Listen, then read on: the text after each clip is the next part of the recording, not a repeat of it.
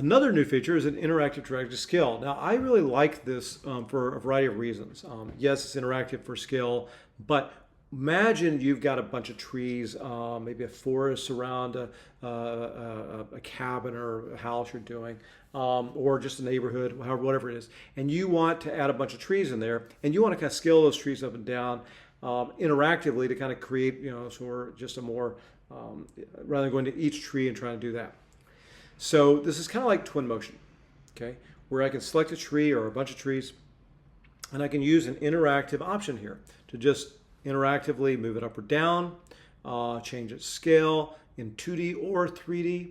You can select multiple trees, it doesn't have to be trees, it could be anything, it could be any kind of object. But you can use this interactive kind of drag scale option. We're continuing, you'll see over the course of the next year, even more and more and more editing options now that we really have this interactive environment that we're using for an editor. It's enabling us to really